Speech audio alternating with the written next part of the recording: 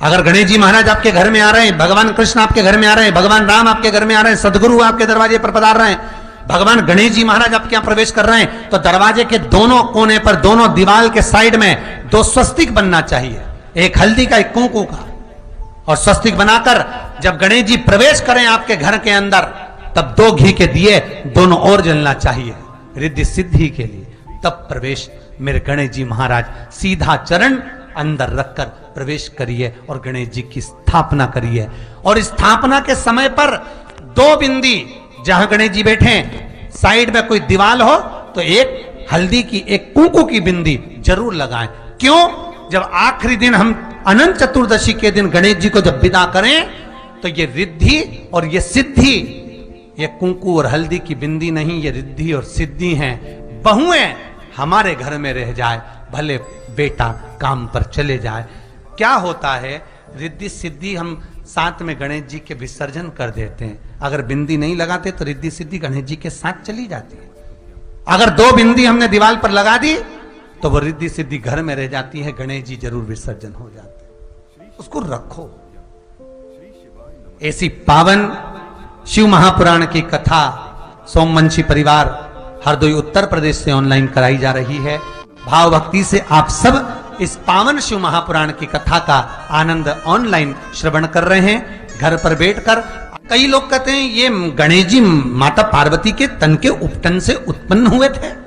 आप अगर गणेश चालीसा पढ़ते होंगे, जो लोग गणेश चालीसा का पाठ करते होंगे उनको मालूम होगा, गणेश चालीसा में एक प्रसंग आता है कि माता पार्वती तप करती, साधना करती, आराधना करती, और माता पार्वती जब पूजन करती हैं, आराधना करती हैं, तब गणों के अध्यक्ष श्री गणेश जी महाराज वहां आकर विराजमान हो जाते हैं। इसलिए हरतालिका की पूजन में जब शंकर जी की पूजन होती है तो साथ में पहले गणेश जी की पूजन होती है। विचार करो कि पार्वती के तन के उपटन से जब पार्वती का विवाह हो जाएगा, कैलाश चली जाएंगी, तब तन के उपटन से गणेश जी प्रगटेंगे।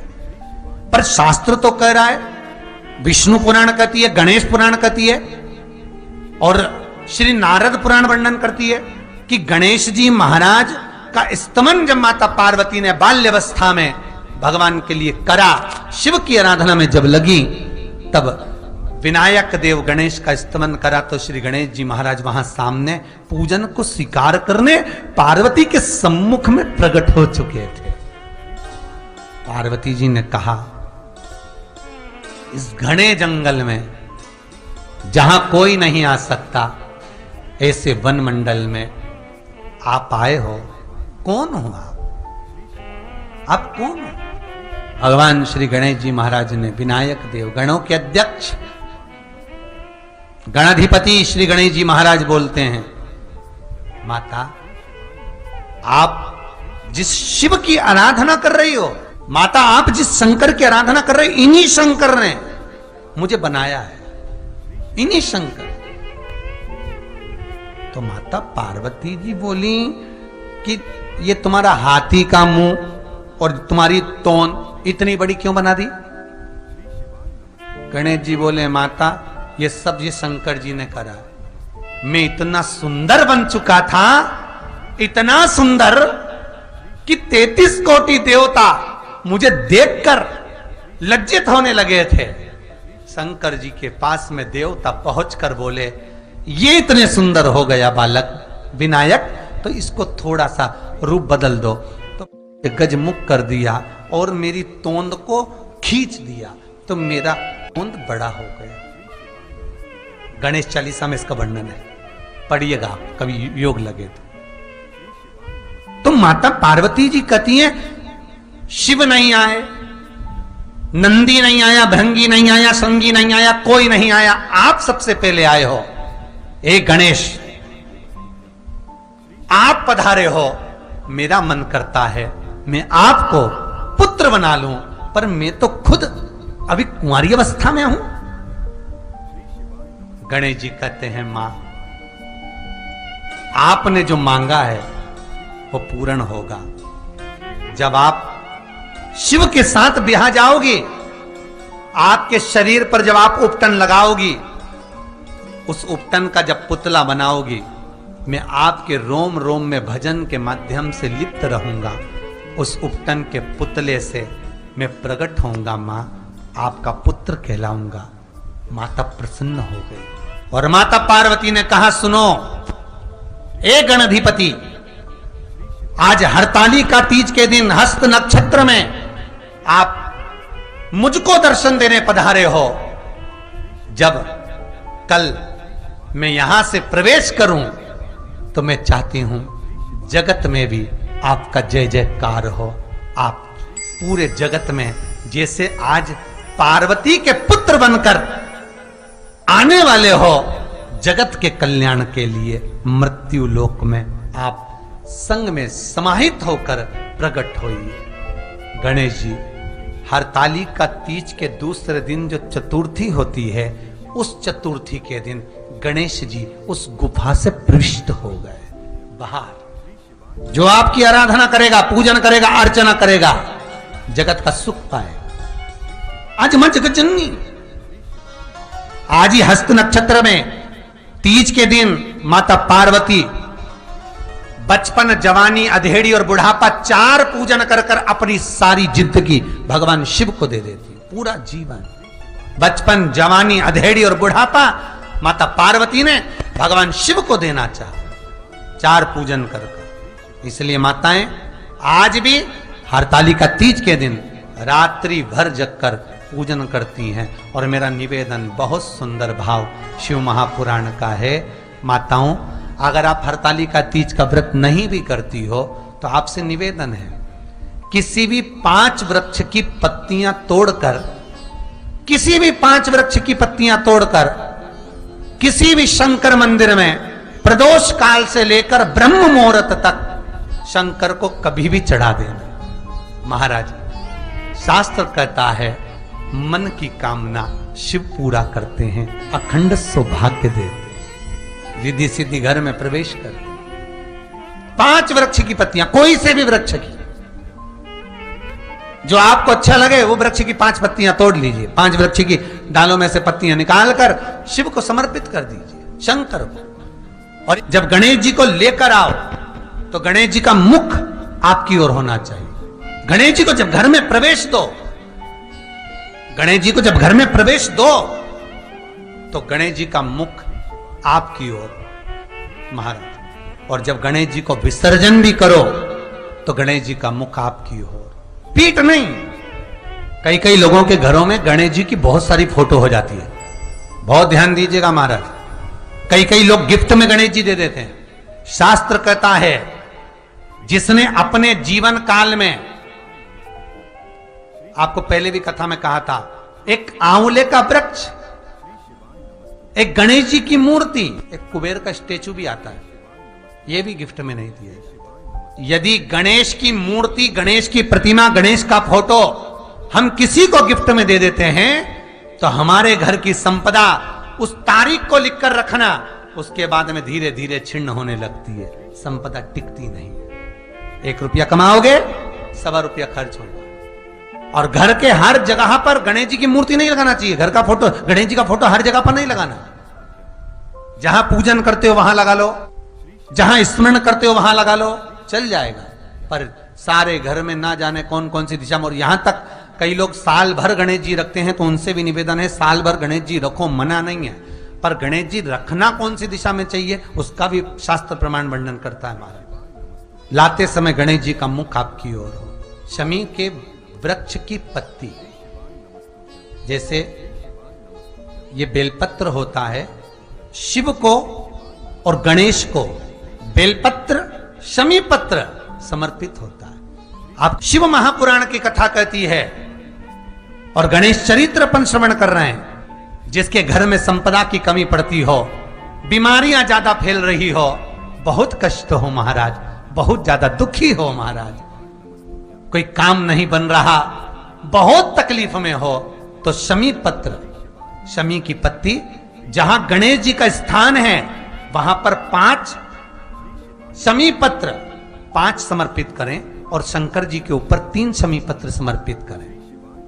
बहुत ध्यान देना, 5 शमी पत्र जहां गणेश जी का स्थान है शिवलिंग में वहां समर्पित करें, 3 शमी पत्र शिवलिंग के ऊपर समर्पित करें। 1 शमी पत्र शंकर जी की चौखट पर लेफ्ट भाग में जाते समय आपका उल्टा हाथ, जब मंदिर से निकलो तो उल्टे हाथ पर लेफ्ट भाग में शंकर जी की चौखट पर समर्पित करें एक शमी पत्र। और महाराज घी का दिया जहां लेफ्ट भाग में आपने शमी पत्र रखा है, मंदिर में ना दिया लगाकर बाहर की ओर जहां शमी पत्र रखा है उसके ठीक साइड में एक घी का दिया लगा दीजिए। केवल गणेश चतुर्थी से लेकर अनंत चतुर्दशी तक गणेश पुराण कहती है भगवान गणेश जी का मोर ध्वज का मयूर ध्वज गणेश का नाम लेकर जो ये दीप शमी पत्र चढ़ा देता है उसके घर से कभी रिद्धि सिद्धि नहीं जाती, वैभव प्रतिष्ठा नहीं जाती। कर कर देखना अगले साल तक आपका व्यापार कितना चलता है, हमको बताना जरूर। करके देखो एक बार। गणेश पुराण का, शिव महापुराण का यह प्रसंग करिए, जीवन में उतारिए। चतुर्थी से लेकर अनंत चतुर्दशी तक गणेश जी का मूल स्थान। आपको गणेश जी की मूर्ति पर चढ़ाने का नहीं बोल रहा है। क्यों नहीं बोल रहा है? क्योंकि गणेश जी की आप प्रतिष्ठा करोगे तो वो टेम्परेरी है, 10 दिन के लिए कर दिया फिर वापस विसर्जन कर दिया। पर जहां शंकर मंदिर में बैठ गए, शिवलिंग स्थापित हो गया, वहां ना जाने कितने समय से शंकर की आराधना हो रही है, वहां गणेश जी सदा विराजमान है। ये 10 दिन में अगर आपने शमी पत्र बिल्कुल मन से समर्पित करा है ना, तो मेरा विश्वास कहता है शिव महापुराण का, मेरे बाबा विश्वनाथ की कृपा कहती है, मेरा मन कहता है 10 दिन के अंदर आप शमी चढ़ाएंगे ना तो कुछ ना कुछ अच्छी खबर जरूर मिलेगी, ये पक्का है। पर हमें बताना जरूर, व्हाट्सएप पर हो, मैसेज जरूर करना कि क्या फायदा हुआ आपको 10 दिन के अंदर, बोलना जरूर। कर देखिए शिव स्मरण। गणेश जी की मूर्ति जब लेकर आओ तो गले में जनेऊ के रूप में या कमर पर सर्प जरूर होना चाहिए। गणेश जी की मूर्ति में जनेऊ के रूप में सांप हो या कमर पर बंधा हुआ सांप हो, वो गणेश जी संपदा देने में पीछे हटते ही नहीं। गणेश जी की मूर्ति में कंधे पे जनेऊ के रूप में सांप हो या पेट पर कमर पर सांप बंधा हो, वो संपदा देने में कमी नहीं रखेंगे। अपार संपदा उनकी रिद्धि सिद्धि के दाता गजानंद तुम्हें सब नमस्कार।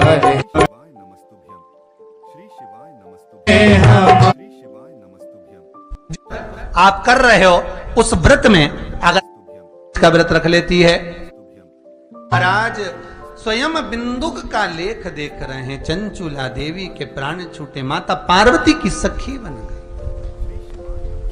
जो जगज्जननी जगदम्बा नित्य स्मरण करने वाली, शिव जी का भजन करने वाली, शिव नाम का कीर्तन करने वाली, वो मां पार्वती की सहेली चंचुला देवी बन गई।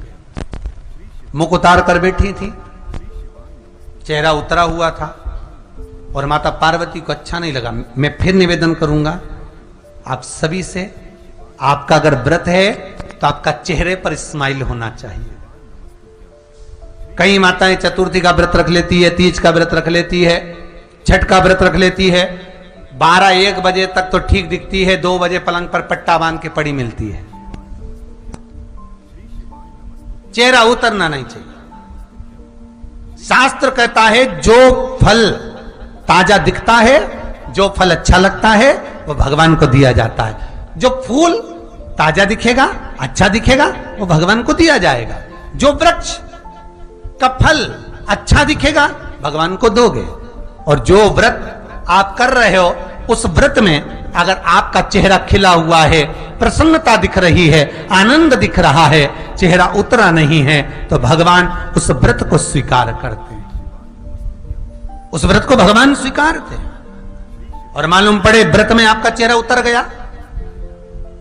कई कई माताओं वो व्रत रखती है ना एकादशी का, राम जी सीता जी से अलग हुए, क्या ये कर्म के अनुसार है? बिल्कुल, ये भी कर्म के अनुसार। राक्षसों के गुरु दुर्वासा, क्रोध जहां पर भरपूर हो। राक्षसों के गुरु शुक्राचार्य जी वामन अवतार के समय पर राजा बलि का साथ देने के लिए, जब राजा बलि शुक्राचार्य जी के यहां आया, तब शुक्राचार्य जी नहीं मिले। वामन भगवान देख रहे हैं कि शुक्राचार्य जी नहीं है, तो राजा बलि के जितने राक्षस गण हैं ये सब समर्पण करेंगे। वामन भगवान को क्रोध आया और वामन भगवान ने सारे राक्षसों का संहार कर दिया। इन राक्षसों की धर्मपत्नियां शुक्राचार्य जी की धर्मपत्नी के पास पहुंच गई, गुरु माता के पास। माता, हमारे पतियों को जीवित कर दो। और शुक्राचार्य जी की धर्मपत्नी हाथ में जल लेकर शुक्राचार्य जी का ध्यान कर कर, मैं राक्षसों के गुरु की धर्मपत्नी गुरु माता इन सबको अपने तेज बल से जीवित करती हूं। वो वापिस जीवित हो गए। भगवान वामन को क्रोध आ गया, और वामन भगवान को क्रोध आया तो वामन भगवान ने उसी समय सुदर्शन उठाकर शुक्राचार्य जी की धर्मपत्नी का सिर काट दिया। जब धर्मपत्नी का शीश कटा, शुक्राचार्य जी का आगमन हुआ। पत्नी मर चुकी है, कोई है नहीं। शुक्राचार्य जी को क्रोध आ गया। वामन भगवान, हे नारायण, तुमने हमारे साथ छल करा है और हमारी पत्नी जिन राक्षसों की गुरु माता है उसने उनके अनुकूल कार्य करा, उसके बाद भी तुमने हमारी धर्म पत्नी का वध किया है। शुक्राचार्य जी कहते हैं, हे नारायण, आज अगर मैं अपनी पत्नी का वियोग सहन कर रहा हूं, अकेले रह रहा हूं, तो मृत्यु लोक में तुम राम बनकर जब जन्मोगे, प्रकटोगे, तब तुम्हें भी अपनी धर्म पत्नी का वियोग सहना पड़ेगा। एक बार नहीं, बार बार सहना पड़ेगा। कर्म का दंड है, भोगना है, कर्म का खेल है।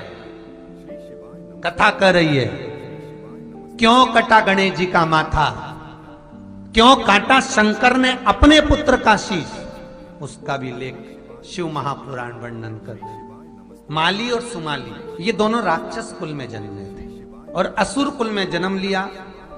राक्षस कुल में जन्म लिया माली और सुमाली। राक्षस कुल में जब जन्मे और जन्म लेने के बाद माली और सुमाली भले राक्षस कुल में जन्मे, लोगों को परेशान करना, कष्ट देना, तकलीफ देना, पर एक काम इनका प्रबल था, ये शंकर का भजन बहुत करते थे। माली सुमाली राक्षस होकर एक काम अच्छा करते थे। जो शंकर का शिवलिंग नगर से बाहर होता था, गांव से बाहर जंगल में होता था, उस शिवलिंग की आराधना करना, वहां सफाई करना और शिव का अनुमोदन करना।